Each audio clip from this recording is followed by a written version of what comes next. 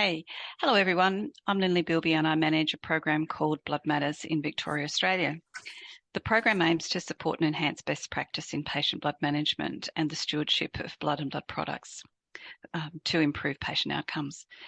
I've also had the privilege of chairing the International Society of Blood Transfusion and Practitioner subgroup. And in today's podcast, we're going to be interviewing 3 nurses or nurse practitioners who've undertaken the non-medical authorization of blood. What non-medical authorization of blood means is that the decision to transfuse the patient is made by a non-medical practitioner, usually a registered nurse or a nurse practitioner. And the nurse or the nurse practitioner then makes the order for the component or the product to be issued by the laboratory and then to be transfused to the patient. I do need to remind you that the listeners that there can be different terminology that's used between countries, so it may not be the exact terms that you use in your country. If non-medical authorization of blood is a new subject to you, please do listen to our podcast number 9, which talks about transfusion practitioners supporting the non-medical authorization of blood. This is where we discuss the process of non-medical authorization of blood in Australia, Canada, and the United Kingdom. If you're not sure what transfusion practitioners are, you might want to go back to our very first podcast, podcast number 1, which is what is a transfusion practitioner. We're very fortunate to be able to bring you these podcasts thanks to the support of the International Society of Blood Transfusion, known as ISBT. ISBT is a community of professionals sharing knowledge to enhance transfusion practice and blood management. The Society does this by providing opportunities for advancing knowledge and education and by advocacy for the welfare of blood donors and patients. ISBT has many working groups that focus on specific topics or areas of practice, and one of these is the transfusion practitioner subgroup. I'm going to commence the podcast today by talking to a nurse practitioner from Australia, Beth Newman. Now, Beth works at Concord Hospital in Sydney, and she authorises blood as part of the scope of practice, and she's going to tell us how this works. We're then going to hear from the Canadian team and then finally from the UK. So, Beth, thanks so much for joining me today, and can you introduce yourself and tell us your job title and the specialty in which you work in? Hi, Lindley. Firstly, I'd like to say thank you so much for inviting me to have a chat with you. My name is Beth Newman, and I run a nurse practitioner-led unit here at Concord Hospital that manages post-BMT transplant, apheresis, and bone marrow biopsies, all in under the one heading. Wow, big area. Yeah, it is a big area. In that role, we actually swim in blood, particularly in the apheresis room. Okay. So technically my scope of practice is titled Haematology, Bone Marrow Transplant and Apheresis. Wow, long title. How long have you been a nurse authoriser of blood, and why did you decide that this was something that you wanted to do? So I'm an oldie. I'm an old nurse. I've been around for nursing for 40 years actually.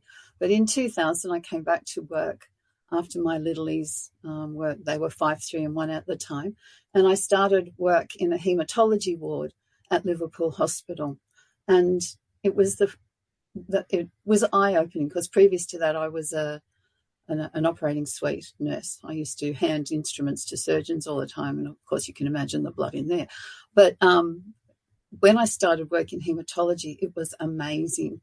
It really opened my eyes because every time there was a blood test, a full blood count or a bone marrow biopsy, that is what guided the treatment and the diagnosis for the patient, and then guided the instruction on blood transfusions, yay or nay as well. And just a funny story, I didn't believe there was such a cancer as hairy cell leukemia. And I thought they were having me on when I first started at Liverpool Hospital. And we had a new diagnosis of hairy cell leukemia. And this is what really got me into haematology. And the treating specialist grabbed me by the hand, dragged me to the laboratory, stuck me in front of a microscope. And there on the slide was hairy cells with little filaments underneath the microscope. That was my life-changing moment. And that's what got me into haematology. So in 2006, the nurse practitioner role started to evolve more and more in Australia. And the first nurse practitioner master's programs became available. And I enrolled at Newcastle Hospital, and I got the job at Concord Hospital, specifically for apheresis. And from there, we evolved into getting our license from the Therapeutic Goods Administration, the TGA, which is the equivalent to the FDA, for the manufacture of hematopoietic stem cells under that umbrella. And that's what they call the collection of stem cells.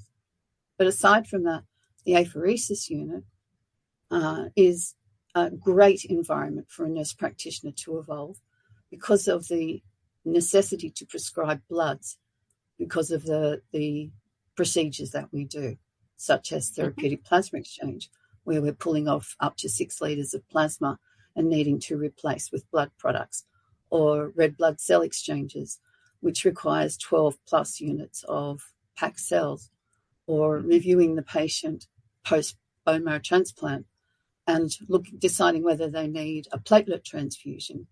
And eventually the unit here got bigger and bigger and became a recognised nurse practitioner-led unit, which is really terrific because the patient becomes the centre of our care here. And we're not waiting for a doctor to come and assess the patient. There's no waste of time.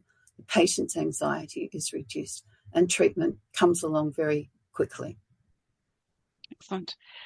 So tell me, what education and training specifically, you mentioned you had to do your master's, your nurse practitioner master's, but Yes. What other education and training have you undertaken to do? That's really interesting too. So prior to that, not much nursing education out there for blood transfusion products in Australia. But BloodSafe did start to evolve eventually, and that's one of the standing pillars of the education across Australia, I think, and New Zealand. BloodSafe is required.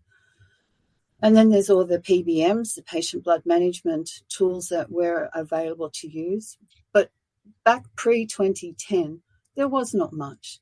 And I grew up in a role being mentored by doctors who were only too happy to teach me what I needed to know to be able to function independently, but collegially with my hematologists and other treating doctors to be able to prescribe any blood product. Well, that, I guess, kind of leads into my next question, Beth. It was about what kind of supervision and support have you had from a medical colleague? Oh, but it sounds fantastic. like it's been very engaging. It wasn't easy becoming a nurse practitioner. It wasn't made easy. It was very difficult, even though I had the MP Masters. When I was endorsed, it was a 40-page application to APRA, which was certified 5 times over by 5 different doctors, and they had to complete questionnaires about my practice and what they thought about me. So that was challenging, trying to get that happening and into APRA. And as it turned out, I was the last one on the older APRA nurse practitioner route and the first one on the new NP practitioner route, because I was able to say I had an MP in Masters, and they had to endorse me because of that. Because the Masters is what takes me through the education on how to practice as a head of unit and gives you those tools to be able to work through assertiveness and assessment. Okay, that's great. And I guess for our listeners that are listening, APRA is our registering body for nurses and medical officers in Australia. So you briefly mentioned that you reduce the anxiety for patients. So what other benefits do you think it makes to patient care? Well, the patient, I treat both in and out patients, and it enables us to plan their care appropriately around diagnostics without having to include calling other teams to see where other diagnostics are happening as well. So management of the patient around the patient can be challenging with these sorts of procedures. So we have a lot to do with the renal team. So we now do tandem plasma exchanges with dialysis, which can be tricky, but we break into the dialysis extracorporeal circulation with our therapeutic plasma exchange extracorporeal circulation on the return line, and we can complete a dual procedure in less than half the time that it would take to do the procedure if we had to wait for the dialysis to finish and then move in with the therapeutic exchange afterwards. So for the patient, it reduces their time in hospital. It reduces their stress levels. They don't get parking tickets. It's a bit of a problem when you're an outpatient in a Sydney hospital. And the care is appropriate and well managed. Yeah. And I guess they're dealing also with consistent people all the time as well, not changing over like some of the registrars and that's interns, a huge advantage. So the corporate knowledge that we retain being a nurse-led unit means that it doesn't matter that the doctors' teams are moving and changing every 3 months. It provides a much safer, more comfortable, more trusting environment for our patient. That's great. So when you actually make the decision to transfuse, so what kind of process do you go through, and what with the patient? I know it becomes a bit complex in choosing the right setting and the right product at the right time. So if I have a bone marrow transplant patient that's coming in for review and I do my initial assessment and they're short of breath and they're fatigued and they've got petechiae and they've got a fever and they're just generally unwell, and I'm looking at this patient and we're getting all our blood work happening and the HB comes back at 85 and their platelets come back at 9, then I'm going to order 1 unit of packed cells to go over 2 to 3 hours, watching their fluid intake. And once that is completed, then they would get a unit of platelets to compensate for the petechiae that is noticed on the assessment as well. I can prescribe that automatically once we get the blood work back and the cross-match is done and available. Once that first unit goes through, then we reassess the patient again to make sure that they have incremented before we send them home or before we decide they need a second unit of blood. So that's in the transplant setting.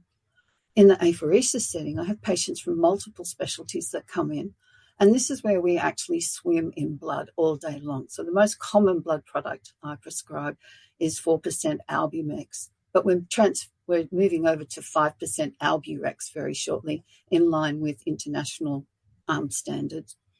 Every patient that comes in for a therapeutic exchange, we're pulling off 75% of their plasma, so we have to replace with something. So our primary first choice is the albumin. We also have to watch these patients' coagulopathy and immunoglobulins, because whilst we're pulling off the antibodies that are the mediating problem for their disease in the plasma, we're also pulling off all the good stuff, all those immunoglobulins and those coags. And if we're plexing frequently, then we may need to change our albumin order to extended life plasma, which used to be called fresh frozen plasma. And I would calculate the number of units required over a period of time to be infused into that patient. The patient's HB may also be low, and we can choose to give them a unit of packed cells at the end of our therapeutic plasma exchange to bring up their HB. And we can do that very quickly. We can actually give a unit of packed cells in apheresis over 7 to 15 minutes, only because we're pulling off plasma at the same time as we're infusing the amount of products that are going in. So I think that sort of covers all my prescribing requirements. Yeah, so complex stuff and very patient specific. It's very patient specific. Yeah, very patient. And the patients are so happy. They just come in. It's this patient-centered care, and they're looked after with my wonderful team. Yeah. So what governance structures, Beth, are around your authorisation and prescribing? So I have a scope of practice, and the scope of practice is maintained for 5 years before I need to renew it. but the scope of practice changes throughout that 5 years, so I have to enhance it. But I have always been able to prescribe blood as part of my scope of practice. So an example is that I can now prescribe IVIG in my unit because due to staff shortages, patients are now requiring IVIG post-plasma exchange, and there aren't the nurses in the outpatient department to give that IVIG. So the patients are now staying with us and we're delivering that IVIG. And so that's a perfect example of an explosion of change. Yeah, so I guess that's adjusting with changes. But are there auditing processes, or do you have to provide reviews? Yes, I have. There are auditing processes from our hemovigilance group, and fortunately, I must be doing something right because I've never been asked to change what I'm doing. I also have to comply with the guidelines for the prescription of blood and blood products of nurse practitioners, which is put out by the Australian and New Zealand Society of Blood Transfusion. So I comply with that. And I am constantly reviewed. So I have a medical clinical supervisor, and she's Excellent. the director of apheresis and bone marrow transplant. Okay, so so there's a lot of structures in place to make sure everything is all done. Yeah, so appropriately. I'm not flying solo. I'm part of a team. Part of a team, which sounds great. And if my patients should have a blood transfusion reaction, I manage the blood transfusion reaction, but I let the hematologist know, and they come in and do the final sign-off. So we follow the blood transfusion reaction form. And quite often we're doing a septic workup at the same time as we're doing a blood transfusion reaction because the patients are neutropenic, they've got a line in, and sometimes you can't determine the difference between a septic patient and a blood transfusion reaction. So it means absolutely. A double workup. Yeah. So Beth, is there anything else around your non-medical authorization of blood that you'd like to mention before we sign off? Succession planning. So, my unit is very unique. It's recognised that it functions really well, and I'm fortunate to have 2 team members here who are keen to follow the nurse practitioner master's route. So we're working that up, and our nursing executive is very aware that that is happening. Education, we're working on education for nurse practitioners across the Sydney Local Health District, and our lead CNC of hemovigilance for the SLHD is going to be giving us annual lectures on blood transfusion prescribing and practice because it's recognised that things change from year to year to year, and this will cover us. So we are a part of Standard 7 with the accrediting body in Australia. So we have the ASQHS? Yeah, the Australian Commission authorizes of Quality and Safety. Yes, that one. So we must comply with that. And we have to provide evidence as nurse practitioners that we are complying with all that. We also need to look at Sydney Education, or what that used to be called CEWD. And there's a plethora of PBM education modules online that the nurse practitioner, or in fact any nurse, can choose to follow.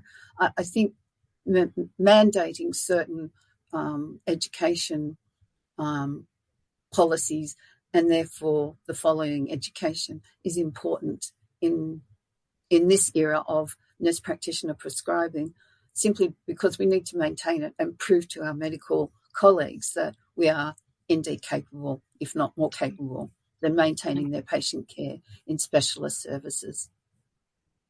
Well, thanks very much, Beth, for giving us a very insightful look at your role and the complexities and stuff around it. And we want to thank you for your time. Thanks for joining us. Thank you very much, Lily. Thank you for having me.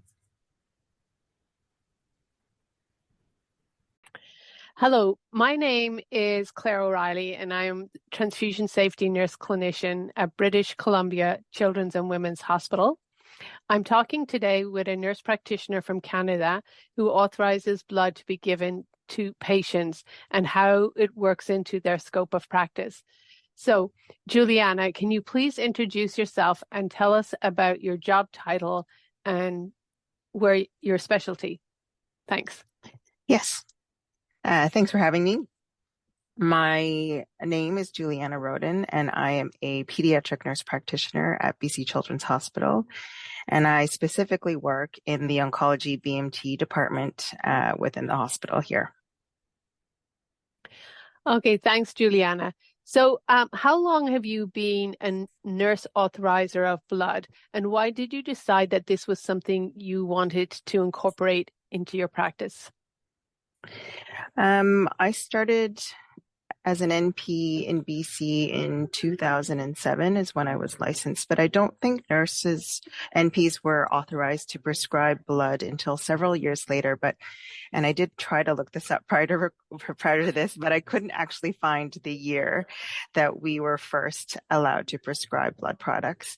I think it was probably about 2016. Maybe earlier, I'm not exactly sure. But I did, as an NP in oncology and specifically within BMT, I found it to be quite limiting not being allowed to prescribe blood products. Working with a population that needs very frequent transfusion, it was very limiting and quite a barrier to practice when I wasn't able to. So when we were given the authority, I was probably one of the first to sign up for the course. And it made life and practice much easier. Thanks, Juliana. And we did cover a little bit in our previous podcast about how nurse authorization or nurse practitioner authorization of transfusion came about in Canada, and it did vary a little bit by province. So there is some information in our previous podcast. And for our listeners, you may notice that we'll alternate between using authorized blood and prescribe, because day to day, I think most of us think of prescribing blood. So Juliana, could you please tell me a little about the education and training that you undertook? Initially, when it was put into the scope for NPs, I believe the course that was required was called Bloody Easy out of Transfusion, Ontario. That was, oh gosh, I don't even know how long that took me to do, but it wasn't a onerous course. It wasn't too long.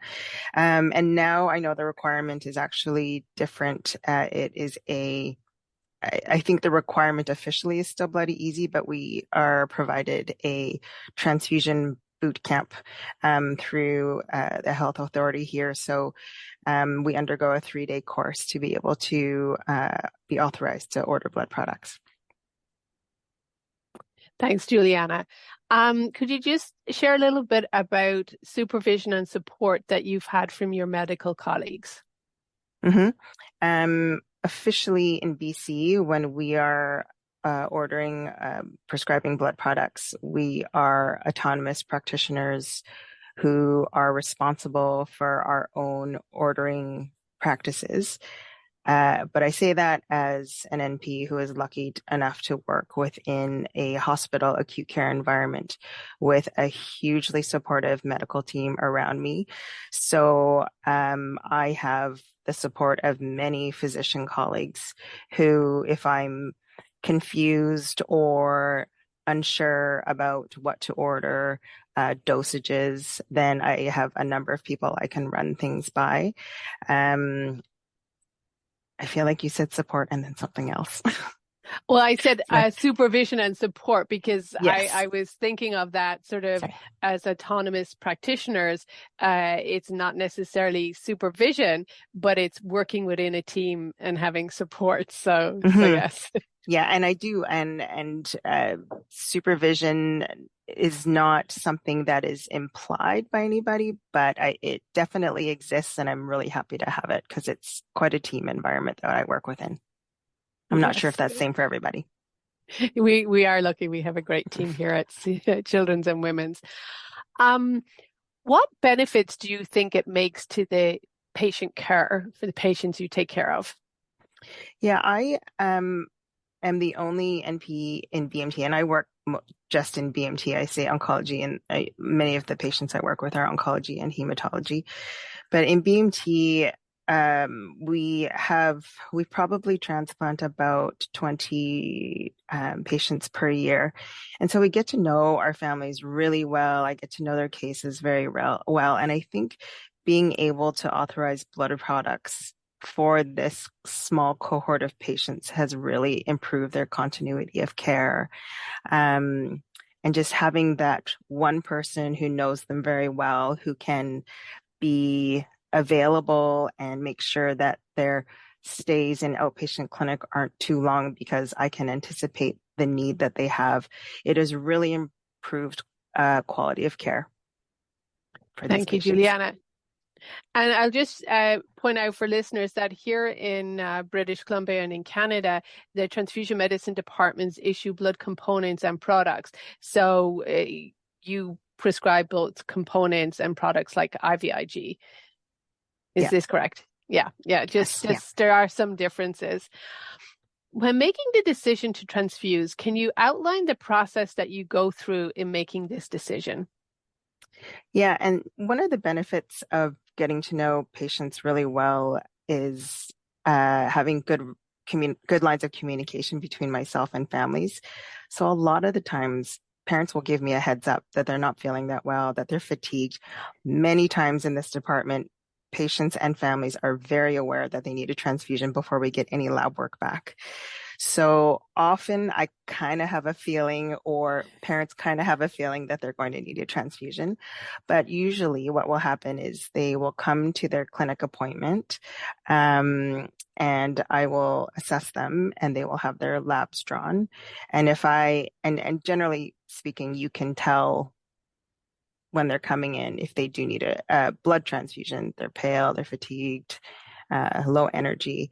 And if they need platelets, then, they've kind of, they're reporting extra bleeding or they're bruising or they notice petechiae. So, if I've had that sort of assessment and kind of have a feeling, I will give our outpatient clinic charge nurses a heads up that we're probably going to be a longer stay than anticipated and make sure that they have room available. And then I go ahead and place the order so most of the time I will wait for lab confirmation that yes, a transfusion is needed.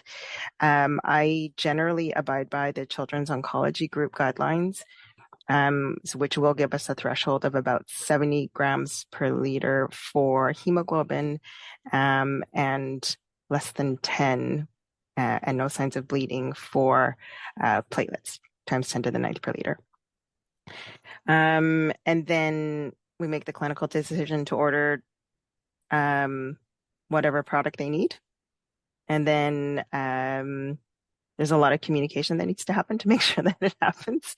And then it seems so routine in this department because it's something we give so often. So it just is pretty seamless. But I'm available for afterwards. Yeah. Thanks, Juliana. Yes, and I guess there is that thought of if you're working in a clinic environment and making sure that there's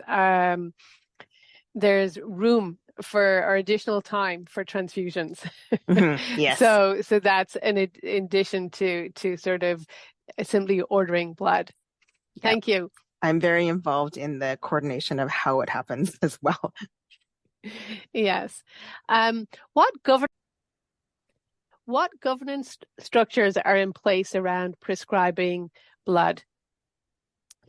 So we talked a little bit about the training requirements to be able to authorize and prescribe blood products in BC. So that is the training that we take, which was initially Bloody Easy and now is this health authority course that we're required to take. So each NP that wants to be able to prescribe blood products in BC must take a course and have a certificate issued.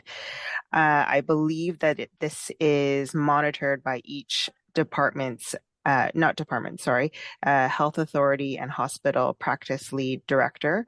So those are maintained by each individual health authority. You're also, and I don't think this is not a requirement. Nobody has come to me to say you must redo the course, but as somebody who is tasked with something very precious, with a very valuable commodity that has serious consequences if not ordered properly, I feel that continuing education in this field is a must. So I have elected to take courses. I think I've taken the course twice now, the transfusion bootcamp course, in addition to the Bloody Easy, to make sure that I stay competent and up to date on the education piece. Our practices are audited probably every 3 to 5 years as NPs, and anybody who's prescribing blood products would have that accounted for in that audit by the college as well. Thank you, Juliana. And the last question, is there anything else about non-medical authorization of blood that you would like to mention? I think I would just say, as a nurse practitioner, with the authorization to prescribe, like I said, a very valuable commodity, it's quite an overwhelming responsibility and sometimes a bit intimidating when you first start. And it should be intimidating and overwhelming because it is something that is a precious resource. But I think in the right setting, in the right work environment, it can really benefit patient management, and I think is something that should be undertaken by nurse practitioners with the right education. I don't think there's much else to say other than that. It's scary, but worth it for each patient, and I really think that it benefits quality of life for these kids and families. Thank you very much, Juliana, and that's the end of the interview. Thank you. Thanks for having me. Hello, my name's Rachel Moss and I'm a transfusion practitioner in London. I work at Great Ormond Street Hospital for Children. I'm talking today with Rhiannon Jones, who is a nurse in the United Kingdom with me, and Rhiannon authorises blood, which is given to the patient, and we're going to talk to Rhiannon about how it works in her scope of practice. So Rhiannon, please can you introduce yourself? Tell us a bit about your job and the specialty that you work in. Hi, thanks, Rachel. As Rachel said, I'm Rhiannon. I work in the neonatal intensive care unit at Great Ormond Street Children's Hospital. I've been a paediatric nurse for nearly 20 years now, and have undertaken my master's to be able to do my role. And then I specialise down into neonatal surgery for here at Great Ormond Street. Rhiannon, how long have you been a nurse authoriser of blood, and why did you decide that this was something you wanted to do? I undertook the NHS Blood and Transplant Non-Medical Authorisation of Blood Component course in June 2021. I was finally signed off in March 2022 when I'd completed all my competencies and was signed off by my NHS trust to be able to prescribe blood products. It took a little bit of time due to COVID restrictions and various holidays that people had taken. So I don't think most people take so long to get signed off. I work on a very busy, what we call a level 3 tertiary neonatal surgical unit. So we take the sick intensive care babies from all over London to be able, who require predominantly surgery, but also some of our medical babies as well. We administer blood products on a daily basis. And when I'm clinical on the unit, I am allocated a group of patients and I do everything for them. I examine them. I prescribe drugs for them. I do all the procedures that they need. And an extension of that is to actually be able to prescribe and administer the blood products for them. It used to annoy me that I could look at the baby, examine the baby, look at the results, take a group and save sample, insert the cannulas, report all the results, make a decision that they needed to have blood, but couldn't actually then do the next step of being able to prescribe the blood, and then having to go off and find my registrar and then explain the baby explain why I needed it, justify why I wanted to be able to give the products for me. So that was probably my biggest motivation, actually, to be able to do the course and complete it. Was mainly due to an annoyance of not being able to actually do that full rounded care of my patient.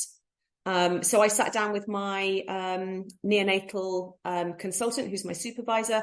My line manager is also an advanced nurse practitioner in the trust. And we then contacted the transfusion team in the trust and said, this is what we'd like to do. And that's how that we got the ball rolling. Fantastic. It's perfect. It's just what we want when we want to advance ourselves as nurses. So you mentioned at the beginning that the NHSBT course, can you tell me a bit about the education training that they gave you to do this? Absolutely. So going back a little bit before that, so I've done my master's as an advanced nurse practitioner, and then I subspeciality into neonates. And part of that course was patient assessment and non-medical prescribing. So I have the background of being able to assess and prescribe other non-blood products. And so this was just kind of an extension from that. So before I started the actual course, I had to do some online e-learning, which I was able to do before the course. And then I went on to do the 5-day NHS blood and transplant course, which was great, recapping all the knowledge that I had, but then also building on from that, and then, from having that experience on the unit. The course was very generic. It was to start with, it was very the anatomy and physiology, the different products, how you take a sample of blood from a person, get the blood product, and then be able to the process. But there was a small section on pediatrics and an even smaller section on neonatal prescribing and the products that we use. But what was nice was that I was able to meet other practitioners on the course, and there were some other neonatal and pediatric nurse practitioners on it. So we were able to sit and chat together about our experiences, and things that they'd seen, things that I'd seen, and things that worked for prescribing for transfusions. Once I'd done the course, we then had 13 competencies to do, which covered everything that I'd learned on the course and with my previous knowledge. So the basic anatomy and physiology of blood cells. We went through legal aspects of prescribing, and then also what and when to prescribe different products. And what was agreed between my consultant supervisor and myself was that we would write up these competencies, so I'd have evidence and documentation, and then we'd put, depending on what it was, a section on the theory or a bit of literature or of what was required for that competency, and then we tried to put as many case studies or examples in, so good ones, bad ones, why we were giving a blood transfusion to a baby, or an emergency situation. And one of my best afternoons was spent colouring and drawing in blood cells and labelling them, because it's something that I hadn't done for a very long time. It was quite nice. And I've still got it all on the unit now. And it's quite nice to now be able to share with other people, to kind of explain why we're doing certain things. Excellent. That's really good. And you mentioned already about the clinical supervision, and we're very aware that around the world, nurses have different roles, and their relationships with their medical colleagues is very different. But what kind of supervision and support have you had from your medical colleagues? Yeah. So I'm very, very lucky. I have a very supportive medical consultant who has been supporting me through all of my training. And then now I'm qualified, and she's very proactive at advanced practice, and she wants to push us as far as we can go.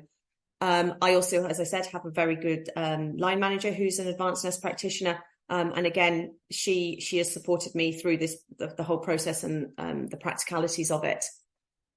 We are a small unit, but we have a small team of NICU consultants, neonatal consultants. And again, every single one of them was very happy to spend time with me, and give me their experiences and their knowledge for the process of prescribing. And we did case studies together, and then making those clinical decisions and the practices of prescribing. Not just we were able to use the hematology and coagulation teams in the hospital. So being able to spend time with them, having them on the phone. I also went down and spent some time with the laboratory staff. So looking at the process and understanding for me about the clotting process, because that was more I can do bloods and platelets, but understanding more what other products we can use and why we use them and how they work. And then utilising the other people in the trust. So I also went to blood bank, and learned from them how they receive the blood, how they order it, and then how it gets processed through to be able to be delivered to the patient. But I think you definitely need a supportive medical team to be able to get the competencies done, and to give you that time to actually learn how to prescribe in the process nowadays. Yeah, team effort, definitely. It must benefit patient care. So how do you think it benefits patient care? For me, it's having the autonomy to make the decision and prescribe the products for my patients. When I identify that a patient needs to have some kind of a product, I don't have to wait now for a doctor or someone else to come and actually prescribe the product. I can, in a very quick, timely manner, just sit there and prescribe it without having to go off and find someone. I build up I know my patients. I spend a lot of time with them. I'm passionate about them, and just being able to have them, give them the best care that they need is the most rewarding thing for me. Fantastic. So we make the decision to transfuse. Can you just, and I'm, in the interest of time, can you just outline the process that you go through as a nurse to make that decision? Absolutely. So as I said before, most of my patients are preterm, mostly surgical neonates. And we usually prescribe products for things like top-up anemia. So we have a lot of babies who have anemia of prematurity, are active bleeding from our surgical babies, or when our neonates become septic, they often develop thrombocytopenia and abnormal clotting. So we require a lot of products, they require products. But we also obviously give products or pre-order products ready for the intraoperative use. So depending on what I need it for, I've usually reviewed a patient's blood results is usually the first trigger that there's something that they need something. And then if they meet the certain criteria, we will then review the patient and to see if they actually need the blood product.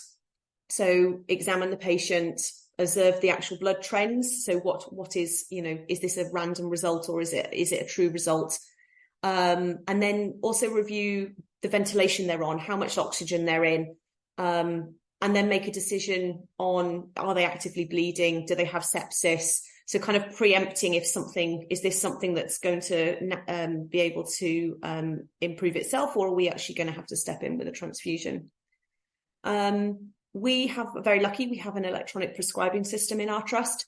So we order the product and submit for it online when required. And then we write a separate electronic prescription for the administration. So whoever's the nurse, the bedside nurse, whoever's going to administrate it. And that request automatically goes down to the blood bank. And then they process the request. And if it's for immediate use, it gets released. And if it's for an operation a couple of days later or whenever it's going to be, they will have it ready at the required time. Because of this system, we actually don't have to make phone calls to them anymore to tell them we've put the request in. And the only time is if we are got emergency situations, and we give them a call to say, please could we have this as soon as possible. When the products are ready, again, the electronic database, it gets updated on the system. The bedside nurses or myself can see when the blood is ready, and then we can call the portering team and ask them to pick it up for us. And then we bring it to the unit and it can be administered. We don't get written consent in our unit for blood transfusions. We will verbally talk to parents when they first come into the unit, and we will ask them for a generic consent. And unless they give a specific reason that they don't want to have any blood products, we will just verbally tell them as and when we're giving products, when they come and visit or when we give them a phone call. Yes. Transfusion and consent is a whole other topic. I'm sure if we haven't done a podcast about that, we will be.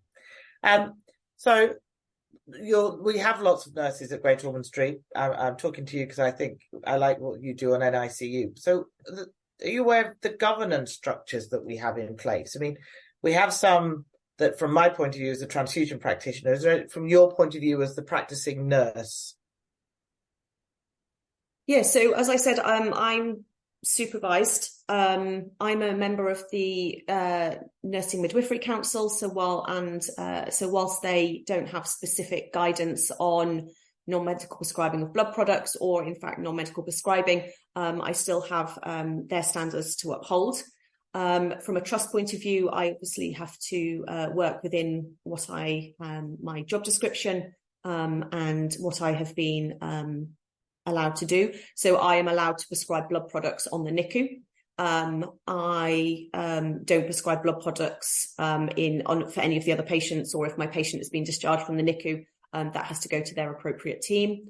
I am, as I said, supervised by my consultant. If there's any issues with my blood prescribing, it gets reported through yourself and through my consultant. And the teams, if there's any issues. We have quite a few guidelines or recommendations that we use.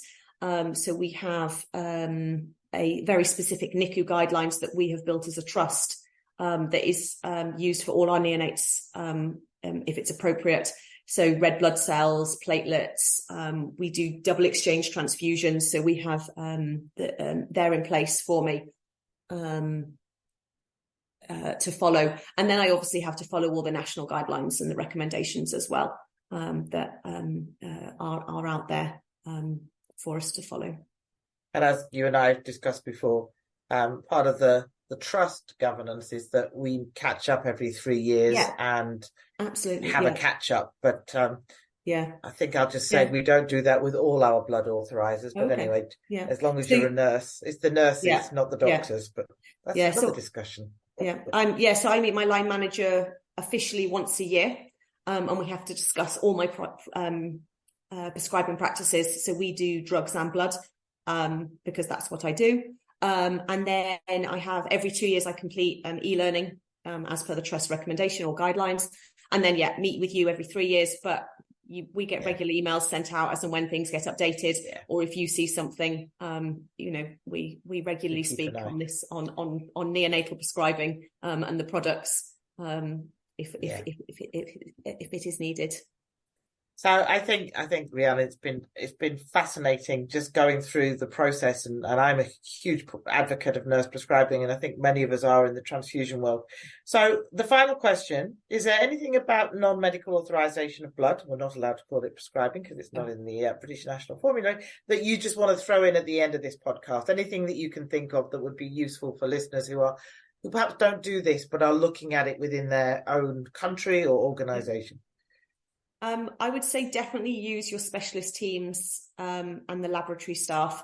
They are the most useful people. They have so much knowledge. They've seen every example, every scenario. And I always find they're really willing to help, be able to link in with whoever I need. It's a lot. It is for me, it was a lot of work to jump through the loopholes, get the process going, get the funding. And the course and the competencies. I'm one of these people that will put the effort into competencies, and I give a lot of evidence. My consultant expects that of me. So it is hard work. But now I have that, it's the opportunity that I now can give to my patients, it's the best one for them. And if anyone's very interested in learning to do this, it is definitely worthwhile. Anything for advanced practices, we're not taking away the jobs of other people, other doctors, physician assistants, or whoever it is. But actually, we as a team, as an MDT, we can, multidisciplinary team, we are supporting these babies, these children, and their families, and building up that rapport with them, and just having the opportunity to advance ourselves and to give them better care. Oh, Rhiannon, that's fantastic. Thank you so much for giving me your time today. We really, really appreciate it. And I'd just like to thank all our ISBT Transfusion Practitioner Forum members and everybody they've talked to from Australia and Canada, and of course today with Rhiannon in the United Kingdom. They've given us a really interesting insight into their professional practice and how they all believe that being a non-medical authorizer of blood really benefits their patients. Many countries don't have non-medical authorization blood processes in place, and to establish this as a regional or national program would take a huge amount of time and commitment, and we've just talked about the hard work from Rhiannon. But for anyone who thinks there are many benefits for the nurses and for the patients to do this, then there are resources including templates for policies and competencies available on the intranet. Thank you so much to the listeners for joining us today. If you have any feedback, please use the questions linked with the podcast. If you have further questions, you can link in with us by visiting the ISBT website and checking out the Clinical Transfusion Working Party, where you will find more details about the Transfusion Practitioner Working Group. We really look forward to having you join us in our next podcast episode in the new year.